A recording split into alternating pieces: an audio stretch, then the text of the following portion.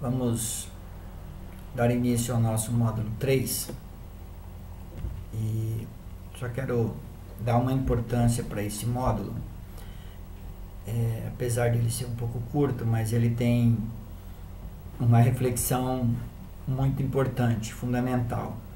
No primeiro módulo nós falamos sobre a importância da contabilidade para a apuração do lucro real.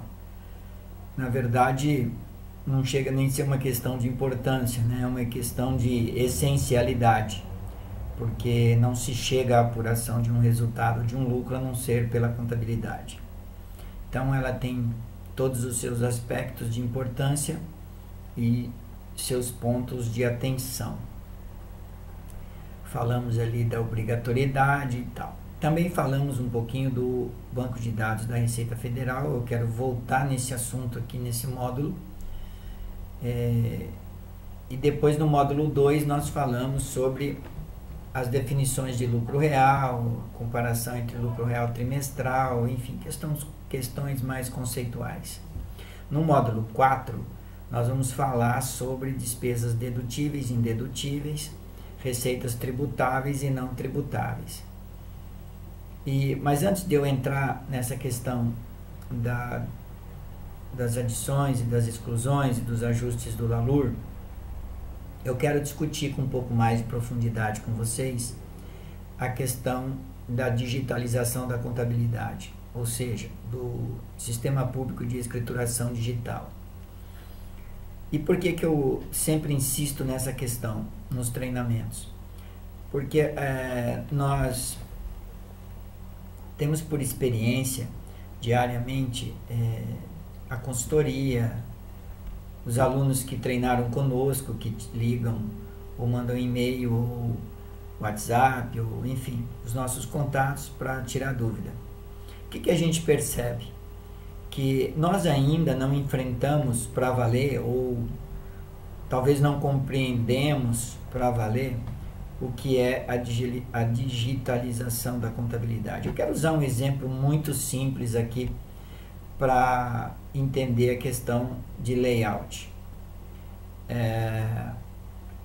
Se nós formos comprar qualquer produto pela internet ou fazer qualquer cadastro, existe lá os campos obrigatórios, né?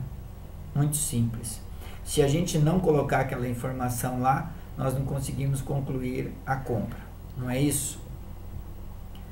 Então eu quero mostrar para você o seguinte: nós temos aqui exatamente esse conceito, né, que a internet usa na comercialização de produtos, né, quando a gente tem que ir lá e fazer um cadastro. Esse slide aqui, ele representa todos os layouts que a gente tem que enfrentar. Então vamos relembrar um pouquinho isso. SPED ICMS IPI, SPED FD contribuições, bloco K que está chegando aí, E-social, a E-financeira do sistema financeiro que lida com essa parte de bancos e a parte financeira das empresas. E outros arquivos digitais que virão, ECD e ECF. Todos esses arquivos digitais estão inseridos na representatividade desse nosso slide aqui que está sendo projetado para você. O que eu quero dizer com isso? Quando nós chegarmos no lucro real, no nosso valor tributável, muita coisa aconteceu antes, né? Cada lançamento contábil, se você olhar aí na tela, você vai ver no registro I, no bloco I, né? Porque nós enviamos as informações por bloco, o bloco por registro. Então lá no I, você vai ter aqui dentro dessa aqui, vamos chamar isso aqui de um arquivo de aço de 4 gavetas, como eu expliquei lá no módulo 1, né? Dentro da gaveta aqui com o CNPJ da empresa, nós vamos ter todos os lançamentos contábeis nessa gaveta aí. Todos os lançamentos contábeis que vão fazer o batimento das contas, que vão concluir os saldos das contas, que vão chegar lá naquele resultado que você vai fazer os ajustes. Por mais redundante e insistente que seja isso, o que eu observo nas nossas consultorias e nos treinamentos diariamente. O que eu mais observo? Que o mesmo erro se repete mês após mês. Aquela advertência, aquele erro, aquela dificuldade que a empresa tem. E por que isso? É simples. SPED tem um sinônimo, né, que eu sempre digo. SPED é sinônimo de cadastro, de registro inicial, de cadastrar um processo, seja ele uma informação cadastral de um cliente, de um fornecedor, qualquer coisa assim, ou seja ele um lançamento contábil. É um cadastro. Lançamento contábil é um cadastro. Você vai lá, digita conta débito, conta crédito, faz o histórico, valor, data e tudo. Isso é um cadastro. E eu quero falar um pouquinho sobre layout, né? Por mais que você saiba, eu vou repetir isso um pouco exaustivamente. O layout não é algo que nós possamos mudar. Não há nada que nós possamos fazer quanto a ele, né? O layout simplesmente ele existe e está lá e tem que ser cumprido. Então, se eu não prever isso no meu software, no meu sistema, se eu não parametrizar essa informação, se eu não engessar essa informação de acordo com a regra, obviamente que quando eu for validar a minha ECD no final do ano, quando eu for validar a minha ECF, eu vou enfrentar aqueles erros e aquelas advertências. Ok? E é isso que a gente tem observado. Afora isso, é importante chamar atenção para o cruzamento de dados, o cruzamento de informação que valida aquele resultado tributável que você vai ajustar lá no LALUR, na ECF depois, não é? Muito bem. Então esse processo todo agora, ele tem que ser repensado. A nossa forma de atuar na contabilidade precisa ser repensada, né?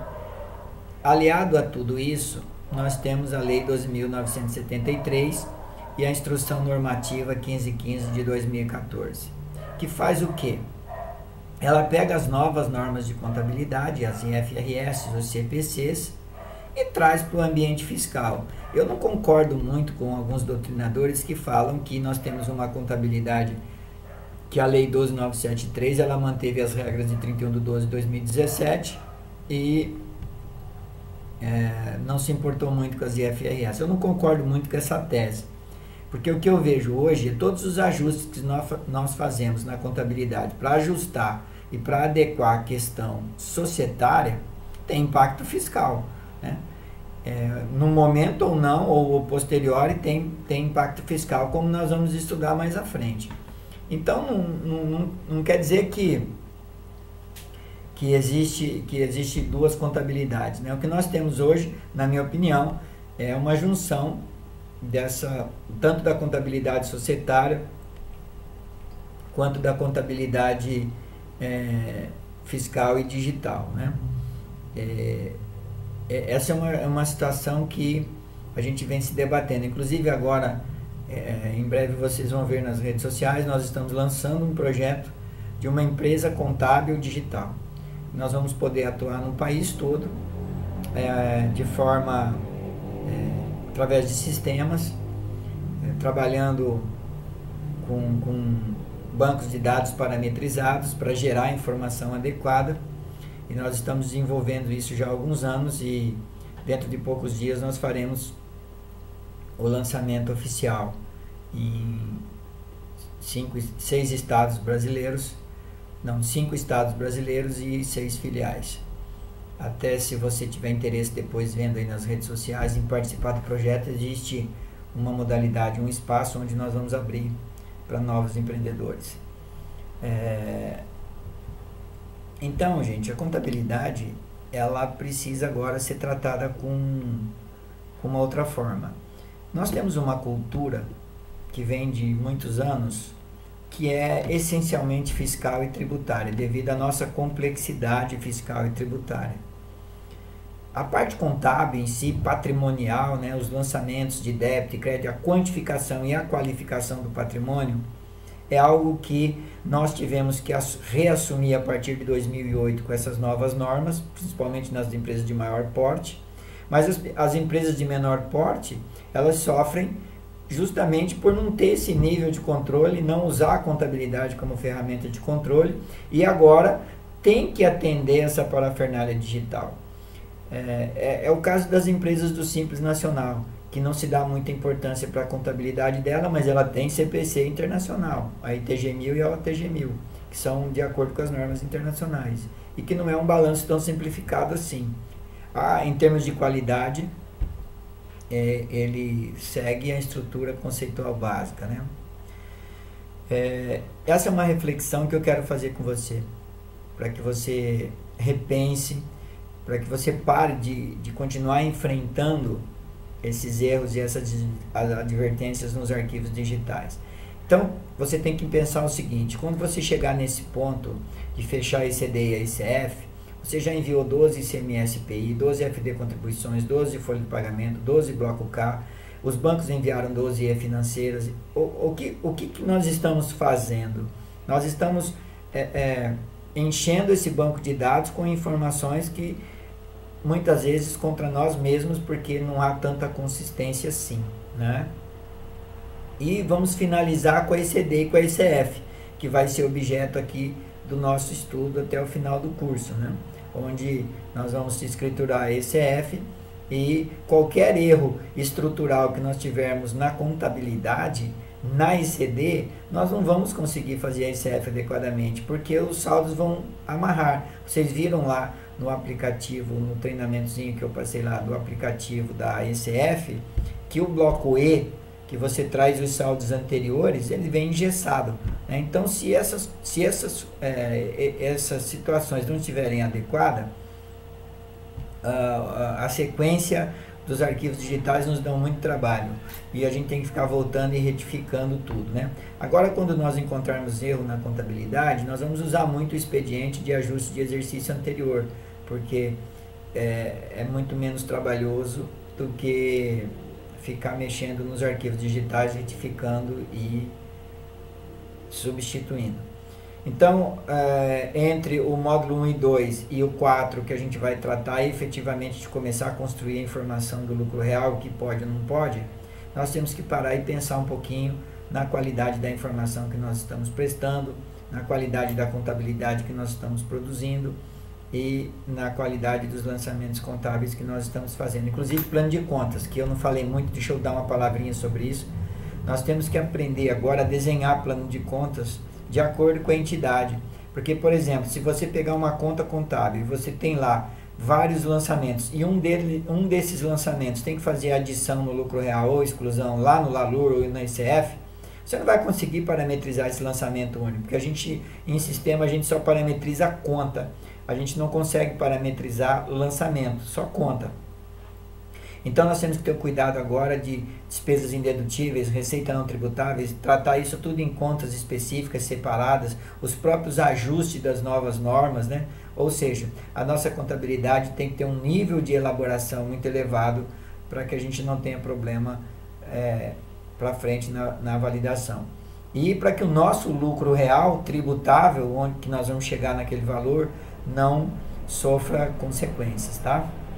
Era essa reflexão. Eu vou fazer mais algumas reflexões aqui no módulo 3, vou voltar no próximo vídeo falando das mudanças que tiveram de fechamento de balanço, algumas delas que são importantes, e para isso eu vou utilizar os slides do nosso treinamento de ECF, onde a gente já tem esse assunto desenvolvido. Portanto, aí a numeração de slides vai variar um pouquinho nesse módulo específico, tá? Mas depois continua no título dos slides, tudo certinho, cada vídeo aqui, slide da apostila pertence, tá legal? Já já a gente volta falando da parte de mudanças no fechamento de balanço e falando um pouquinho do fechamento de balanço, tá bom? Até já!